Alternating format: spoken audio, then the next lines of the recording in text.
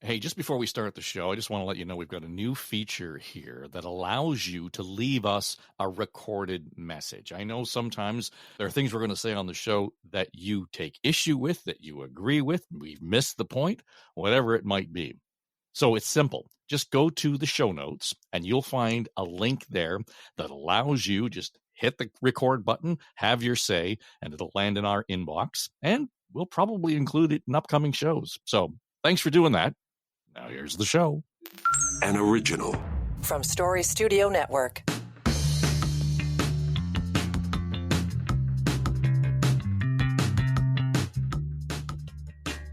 Yeah, that's our own sort of pre-roll to the show for the next little while. Welcome in. It's Now and Next. Dave Trafford here for Story Studio Network. It is Tuesday, November the 21st, and my guess is that the subject of our conversation today might, in fact, spark some of that comment. So listen closely, take notes, and then, dive in because we're excited to hear your voices in the podcast series. This week, we're going to talk to Ritesh Kotek about what the hell's going on at OpenAI. He's fired? No, he's not fired. The board likes him. No, the board doesn't like him. And we'll also get into a discussion about the passing of Rosalind Carter. And, everybody was watching so intently back in the spring, keeping an eye on the health and well-being of President Carter, and forgetting that Rosalind Carter was in her late 90s as well, and there by his side. She passed away over the weekend. And the effect that she has had on a number of issues and areas of concern for not just in the United States, here in Canada as well. And of course, you'll know that the Carters were sort of the patron saints of Habitat for Humanity. Habitat started before the Carters got involved, but as soon as they stepped up and swung a hammer, it really became an organization with international momentum. And for the Canada 150 celebrations, Jimmy Carter and Rosalind Carter were here in Canada building 150 homes. Yeah. And I think he had a tumble or a stumble on one of the build sites, so they had to take him to the hospital. And he came back the next day with a Band-Aid on his head, and he was back at work. So we're going to talk to the president and CEO of Habitat Canada. Julia Deans will be here on Thursday morning. So lots to talk about this week. And of course, we're heading into the weekend where the Liberals here in Ontario will choose their new leader. I suspect that will spark some discussion on The Ledge, our Ontario politics podcast, and that'll be on Friday. And look at that, the week's over already. So lots to do, and it's only Tuesday. All right. Last week, we were talking to David Schultz. He's the professor of political science and constitutional law in the U.S. at Hamline University, and we were just kind of kicking around some of the detail behind what was going on Capitol Hill, the near, shutdown again of the government and how closely they came to it. And as you stand back and you look at what's gone on, particularly in the United States, and we like to think, well, we're inoculated from that. We don't have to deal with it. Not sure. But the dysfunction, not just of government, the dysfunction within the parties themselves. And it occurred to me, and it was rather timely because I saw this Economist article, that we no longer deal with our politics on a party line. There's no party stripe per se. We look at our politics based on the issue at hand. In the grand scheme of things, it might be the environment. It might be climate change. So you could be a conservative voter or a liberal voter, but still be very concerned about the climate. And what we're seeing is even more sort of demarcation within the parties themselves, real deep division within the parties themselves. And the GOP is a good example of that. On the other hand, we've got the Democrats in the United States ready to, push Joe Biden off a cliff and bring somebody else in to run in the next election. There's no party unity in there anymore, and they're all running on different things. So this piece from The Economist talked about the illiberal movement, not just in the United States, but around the world. And I thought, okay, what does that mean?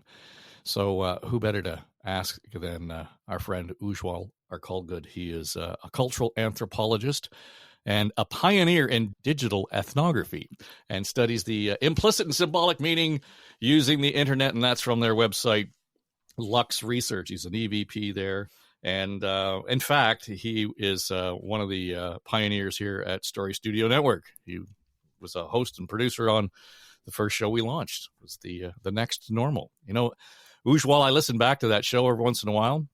Yeah. And that was from, I guess, 2021. So a couple of years, 2.5 years ago.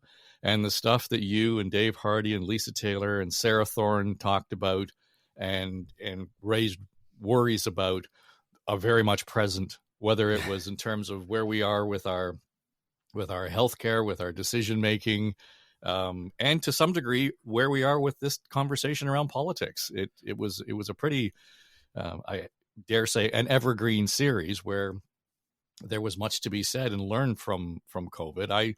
We'll get into the politics in a minute, but do you get the sense that we've made good use of that crisis in terms of learning? Not at all.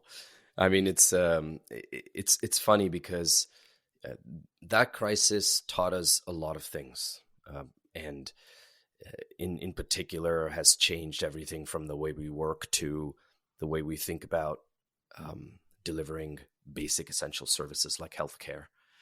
You would think that, we're almost 3 years in, maybe more, since the crisis. You would think that a lot more would have changed, but it hasn't. And we'll get into some of that. But of course, now in the midst of that, we're faced with yet another, I'm going to call it a crisis, because it is a bit of a crisis of faith for a lot of people, which is the AI revolution as well. So I think it's the most interesting time to be alive. That's what I always tell people, because if you think about the rapid change we are going through right now, I wasn't old enough and certainly wasn't working when the internet revolution happened. So I didn't really experience the spark and energy around it. I kind of grew up around it, if you will.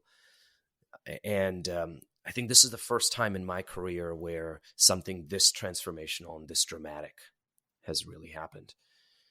And I think, as it pertains to the conversation we're about to have, there are some imminent risks ahead of us and some incredible opportunities.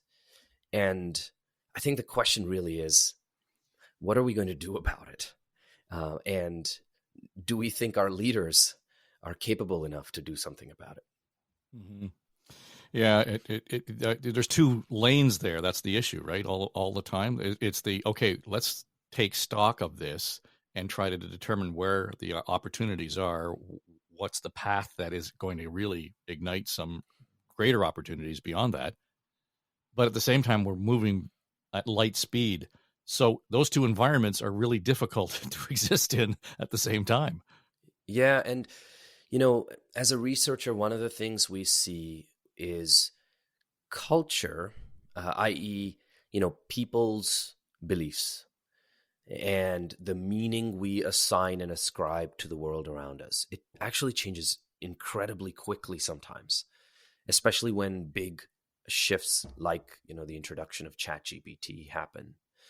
And what it's done now for us is, on one hand, the private sector and consumers who are, let's say, a bit more tech savvy and have jumped on the bandwagon are in a completely different cultural headspace than government and government-controlled institutions.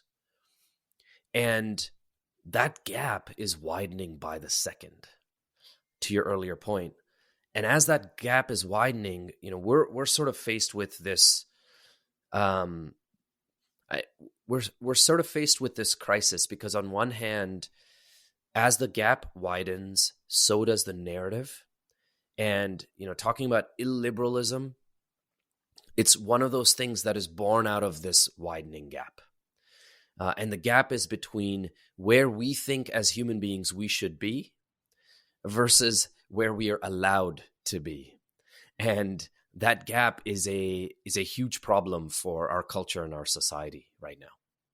Well, and I think that's a good way to get into this conversation, because that really is sort of at the nexus of where the politics discussion is. There was a time when, and not that long ago, where we would have expected healthy debate, the opportunity to disagree in a general assembly, in a legislative assembly, even to have friends across the aisle in this case. Now we're at a place where, and then again, I refer to the Economist's article of a couple of weeks ago. They talk about the lack of liberals and conservatives, and now we're at a point where we've got progressives and populists, and these are the extremes. And even within that group, you can be offended because I'm offended by what you've said. Or you're not offended by what I said, or there's all this nonsense that sort of splits the hair here, and it's we can get into the meaning of all that.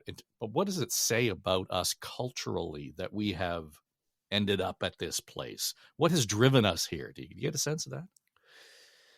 I mean, it's a combination of factors, right? On one hand, socioeconomically speaking, the gap has widened in terms of access, in terms of, money and income between the really, really wealthy and the poor. The gap has widened.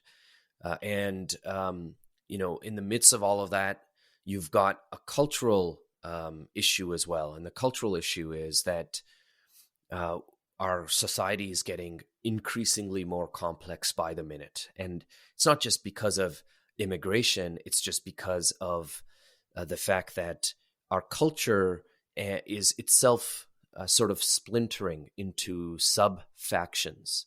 And by the way, for those of you who might be interpreting this one way or another, I am not by any means suggesting that's right or wrong. I'm just pointing out the reality of what our culture is right now.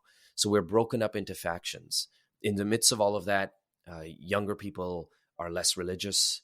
The notion of community means something very different to us than it did, 30 years ago. If you look at the average Canadian or American and ask them, would you defend your country? Would you go to war?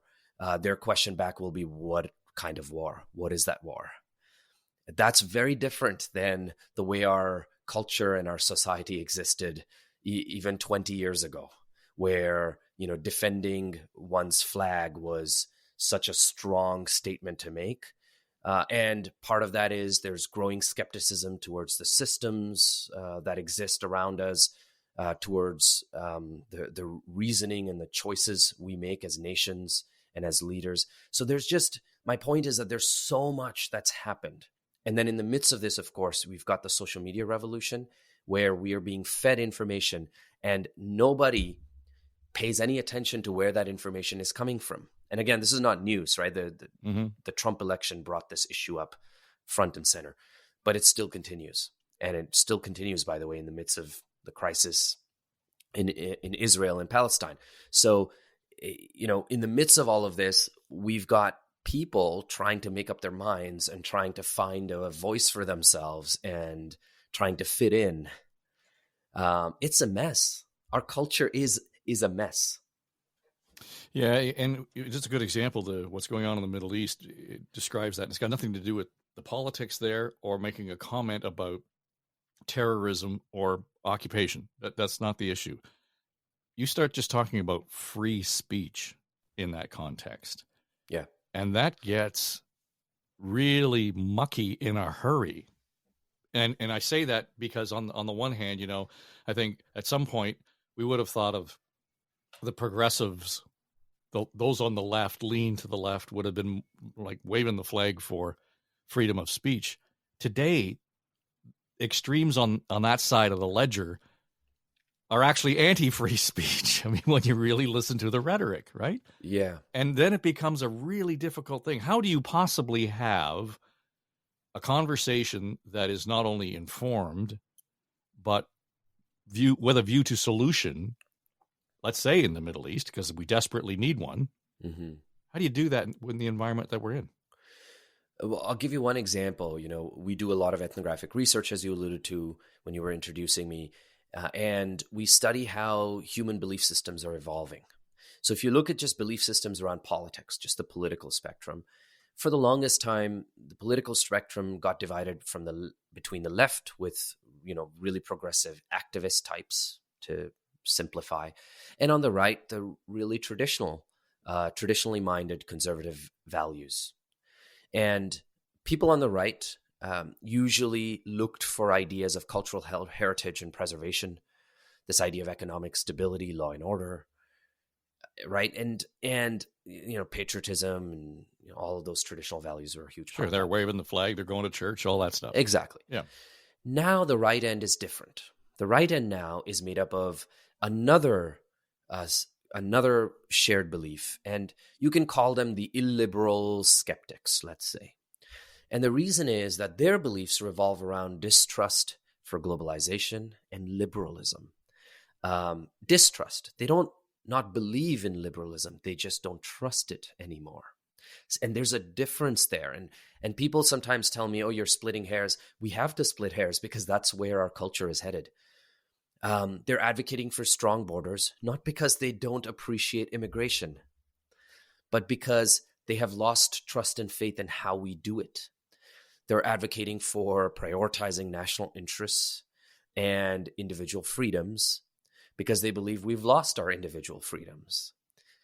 These are people who are who really fear a loss of national identity and excessive foreign influence. And I'm not, by the way, talking about people in the 60s and 70s who slept with guns under their pillows because they thought there would be a Soviet invasion. I'm talking about people who genuinely believe that economically we are losing our firepower. There's a reason why the Trump rhetoric was so powerful in the United States and still is. It doesn't mean we tend to, especially if you're liberal, you tend to dismiss that narrative on the right and say, oh, these are quote unquote far right individuals. But I think what we're seeing now is these are not necessarily far right individuals. There's about anywhere between 10 to 15% of the population in Canada as well, by the way, that it falls into sort of this illiberal banner where there's just a distrust of liberalism. And by the way, I did read that Economist article. I think what's interesting to me is that Economist article kind of defines liberalism in a very political sciencey sense, as in textbook definition of liberalism. The problem is the consumer, the everyday human being, doesn't care about that. They don't know that, right? And they don't go, oh, this is the definition of liberalism, and these are the tenets that I disagree with. In their minds, liberalism is defined by the modern woke culture. It's defined by this modern idea that no debate is allowed, and this modern idea that you can't say the wrong thing even in the slightest way, and you're going to you can't say the right thing on the other you can't hand. say the right thing either. Yeah, exactly. exactly. So I think that's where the issue is coming from. So it's not necessarily, while I understand the point of that article, I think it misses the point for me as an anthropologist, because it's taking a political science angle, but really the issue is a cultural issue. And I think the problem is that we don't have cultural institutions anymore that could. Let me rephrase that. We don't have a handful of cultural institutions anymore that are significantly influential. We did, like major musicians like the Beatles and the Rolling Stones, and we had major cultural institutions like, I would say, even NPR radio back in the day. A lot of these established institutions are losing their influence, though we're now living in the world of micro influence. So where do we go from here? It's a full-on crisis of faith, if you will, in terms of where our culture is headed. Well, yeah, and I think to the point around the Economist, it was interesting to me because when they described classical liberalism, it was the label I would have applied years ago to being a progressive conservative. And we, Right. and to that point, your point, we completely lost any sense of progressive conservatism in Canada some time ago. So for me, culturally, that's where the flag went up and said, Yeah. oh, that happened right in front of me and I didn't even notice. Right? Yeah. And I mean, speaking of Canada for a second, and this is just, by the way, I'll take my, I'll keep my anthropologist hat on, but just take sort of my professional hat off, if you will. Just personally, I think it is a huge challenge for us, and I think it's probably the average educated American would probably hold the same opinion, which is that it's impossible in today's environment to separate your fiscal ideals from your social ideals. It's impossible, and that's a huge challenge for a large part of the population that does not believe that, for example, fiscal conservatism goes hand in hand with social conservatism. And I don't know when political parties will realize that and understand that. And I think that is a fundamental challenge we have right now. It is the lens that we're looking, I mean, it's a broken lens or it's an old lens, really. Do we not have to either repair or create a new lens to actually get a better understanding of this? Again, I come back to, my kids are of an age now where they're parents and they've got big life decisions that they have to make, but they approach whether it's their politics or whatever it is culturally, very differently than my wife and I did when we were their age. Right. And again, I go back to the idea that we have political stripe. That doesn't seem to mean anything anymore. That it's more of my life experience that's going to drive how and where I vote or how I behave in society. Yeah, and I think actually, Dave, we can draw a parallel, for example, I'll use Elon Musk as an example. Obviously, talking about the modern liberal context, he is a polarizing person in the sense that I would say the left end of the liberal spectrum really despises him for his politics and his opinions. But they've got a crisis of faith because they love him for his technological brain, his prowess, his progress. I mean, he has single-handedly saved the space program. The idea that you could design rockets that are reusable, I mean, this is not a novel idea, but he's making it happen. He's transforming the transportation system. He's playing a role in all the different areas where he believes that there's something to be done as an individual. I use him as an example because here's the funny thing. You could despise him as a person, but you'll love Tesla as a brand and buy it. And in fact, I have friends who are deeply liberal and absolutely despise Elon Musk, but will swear by their Teslas. And so why is that okay in the case of a brand and a company, but that's not okay in the case of politics, right? And I think that's the challenge that we have to resolve in our society, in our culture. And part of that is, I think, the political system, institutions, as in political parties, have to wake up to the reality.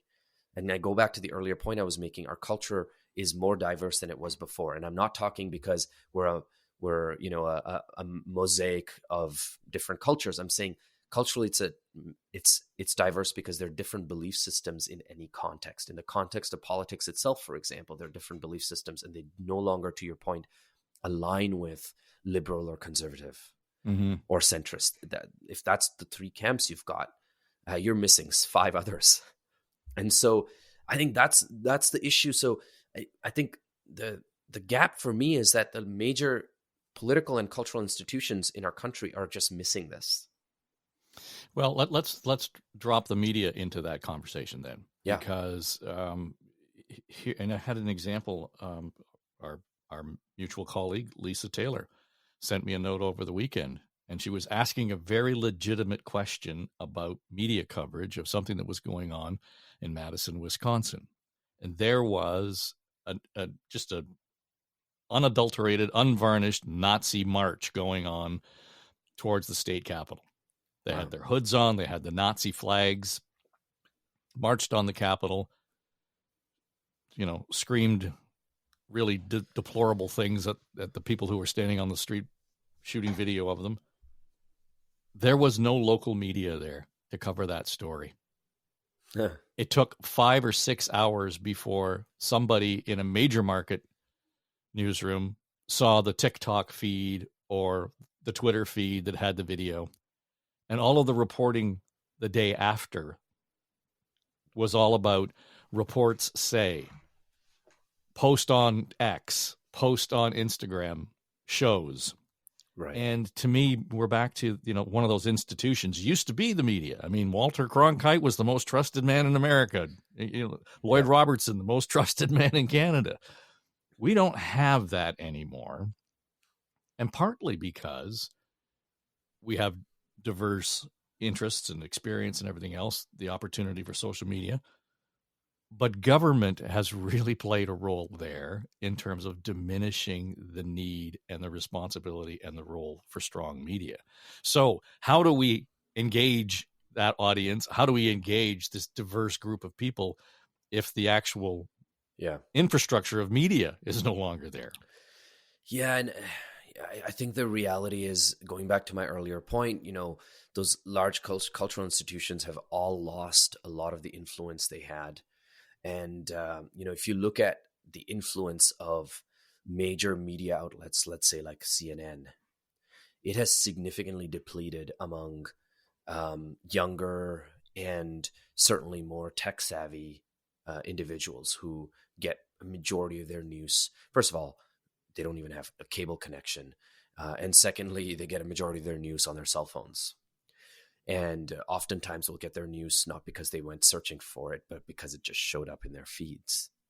So I think first of all, that's where our culture and society is headed. So on one hand, you've got these major cultural institutions whose influence is dwindling and is kind of stuck with the traditional audience, the aging traditional audience. And then meanwhile, you've got the younger audience, whether you're an illiberal or a liberal or wherever you sit, a social innovator, however you believe, your influence is micro-influence. And so the biggest challenge there is a challenge of regulation and a challenge of separating fact from fiction. And now in the midst of that, we've got AI as well. And, for example, going back to the Israel-Palestine crisis, there's been probably thousands. There's been a handful that I've heard of in the media, but there's probably been thousands, if not hundreds of thousands of instances of AI modified narratives that have been shown to either sides to further incite violence and to further create a divide and push people and polarize opinions. So on one hand, actually, the government does have a role to play. And I would even say social institutions, as in institutions of cultural impact, have roles to play. And I think this is where, for example, Dave, I would love to see, community institutions like, the Jewish and Muslim communities as an example, because it's poignant right now, but including the Sikh communities, because that was a big issue in Canada just a few weeks ago, still is, of course. And the rest of the communities, I think all of us have to ask for change in these areas. And the change has to come in the form of, and I use the regulation word, because I don't have any other way to describe it, but we have to know when we're getting content, when we're having experiences online, we have to know where it's coming from. Is this AI? Is this real? What's happening? There's a responsibility quotient that is deeply lacking. And we have to fix that issue, because until we fix that issue, let me put it this way: the longer we take to fix that issue, the deeper of a hole we're digging for ourselves as a culture and as a society. We're losing grips over who we are as people. We're losing a grip over our own communities and what bind us as people. And I think that's a scary proposition. So you're taking us off into an interesting place here, just because when you start to talk about regulation, and that's spearheaded by government, typically the meme on the internet about regulation in the United States and the federal government there is that very few members of the House of Representatives have any understanding of how big tech, Facebook, Google works. And they're the ones who are having to regulate it. They wouldn't know how to load an app onto their phone, many of them. Yeah. So that's one issue. Second thing, then, it pushes us back into our understanding and the structure of one of those institutions being government writ large. When I listen to you, you're actually making a case for term limits. Mm-hmm. I mean, we can't have somebody sitting in that office rotating for 12 years and expect that we're going to be able to stay out in front of the very specific and urgent needs and opportunities that are facing communities or our nations around the world, right? Yeah. Yeah, I think part of that is that, Dave, I think the other part is we haven't quite figured out how to get communities involved to actually drive change ourselves. We haven't figured that out. And actually, my point is the longer we take, the more difficult it's becoming because, I'll take my own personal example, right? I don't believe in God. I'm an atheist. So my communities of interest are not religious communities. My communities of interest are shared interests in communities. So for example, I have an interest in philosophy, and I do have a community and a network of people that are deeply interested in philosophy. I belong to a set of these communities. Let's say I play tennis. I've got involvement in tennis community and so on and so forth. Mm-hmm. You were talking about playing hockey earlier. You've got a community of people that play hockey every Monday and Tuesday night or what have you. My point is, this is the basics of grassroots movements that is not new. We've always done this, but somehow now, actually with the digital landscape, it should be a lot easier for us to achieve this. But we seem to, as communities, as micro communities, let's say, we seem to be very happy just complaining on X and letting it go, right? And I think we have to figure out how to bind all of us together. For lack of a better way to describe it, how do we get the hockey communities and the tennis communities, right, and the soccer communities together and say, hey, what are we going to do to prevent hate between the hockey players and the soccer players, right? But I think that's the challenge we've got as a society, and my question is, how do we bridge that gap? Because there aren't any institutions really taking the lead in that. And certainly to your earlier point, we can't rely on politicians and the government to do that for us, because the government only knows one way to do that: patriotism, national narratives, and that's it. And we're learning that all those narratives come in one year and they leave the other. So how do we solve that problem? Yeah, well, the problem is they've only got one tool and everything looks like a nail, right? Exactly. Yeah. Well, okay. Well, you started on a positive note, saying that this is the most exciting time in history to be alive. So I'm not sure what that says about where we've been. But how do we light that fire? Yeah. Right. Because I think that right now you talk about those communities, at the heart of all of this is engagement. How do we light that fire of engagement, if not just from self-preservation, but for the sake of the community? Yeah, I think, the biggest issue we've got is pluralism. It's gone, right? We don't have pluralism anymore. And it's actually the fundamental tenet, I would argue, of democracy and pluralism, and yet it's gone. So I think the first issue we have to solve is how to create a pluralistic environment, even within our own social circles, on any issue. It doesn't matter what the issue is. We have to be able to have conversations, and we have to be able to ask questions without feeling judged and raked over the coals. Did you find that during the COVID, all of a sudden you realized that you were walking into conversations that you didn't expect? For example, maybe somebody dropping the kids off at school, and one parent was all about the masks and the other parent was all anti-vaccine, and you've known each other for years, but it never surfaced. So right there's an opportunity, to your point, to allow that into the conversation.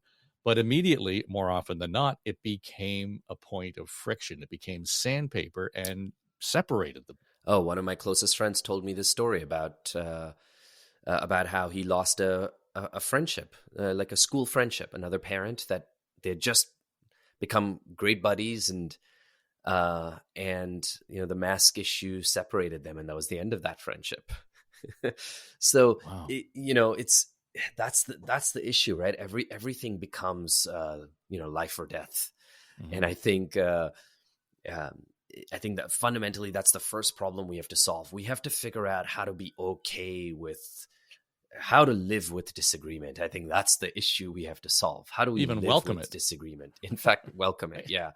And I think the question we have to ask is, when you go through therapy, the therapist will always tell you, try to think about what that makes you feel in your body, right? We have to figure out, why is it that it causes this visceral reaction in our bodies? Like, we have to punch the other person for saying that. Mm-hmm. And I think, there are solutions out there. Great example of this, Dave, coming back to a positive note, because apparently I had the Tuesday morning blues. Coming back to a positive note, comedians are trying to keep this narrative and push it forward.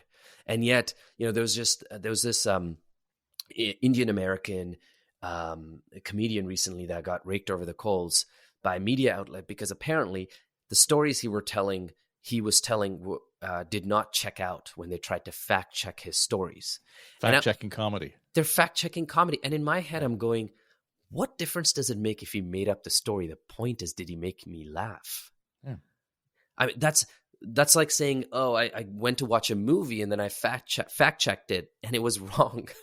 Well, that's all the complaining going on about The Crown, right? That's right. I mean, it's ridiculous. It's ridiculous. Yeah, so I think maybe the first step is the institutions that we do have that are surviving this. Let's allow them space. Let's allow these comedians to go and make the types of jokes they need to make. Let's allow ourselves to sit in discomfort in these spaces. Let's go to comedy clubs and it's okay if there's this great line by Ricky Gervais. He says, don't say that comedian was offensive. Say, I was offended by what the comedian said. There's a difference. Huge difference, right? Yeah. They weren't offensive. You got offended. And that's okay, but start with there, right? So I think part of it is to institute cultural change in our own networks and social environments, and to expose ourselves to narratives that make us uncomfortable. Maybe we need to start there. And to use the current vernacular, a safe place can still be out of your comfort zone. Right? Exactly. Exactly. That's kind of where we grow resilience, where we actually build muscle, all of those things. So, and I think COVID was a really good example of that in many respects. We were all out of our comfort zone, and our level of resilience, our own self-awareness around, certain circumstances, I think there were positives in that. And again, I go back to the conversations you guys had on The Next Normal.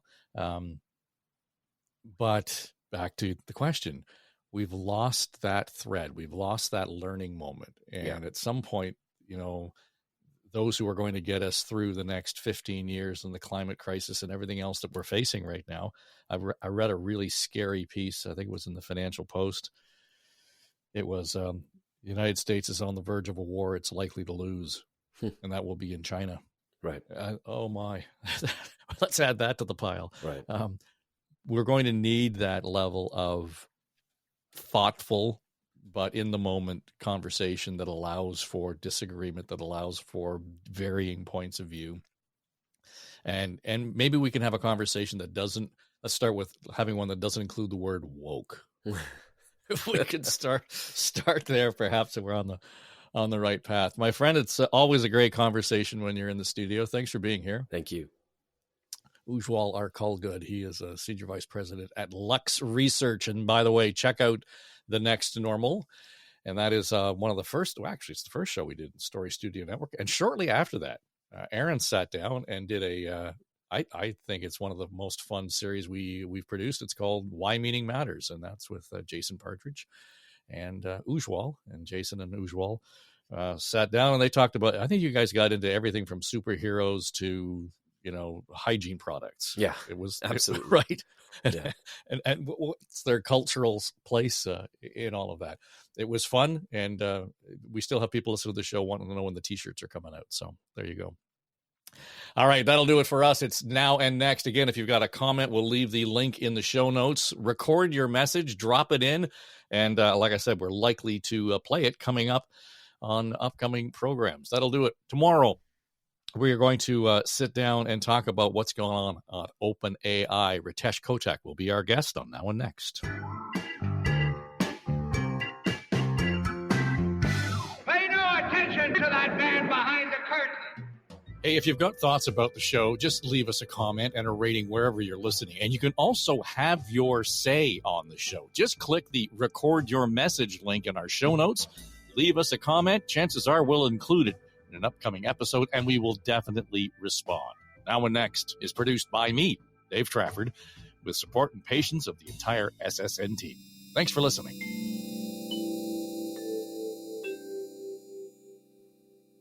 This is SSN.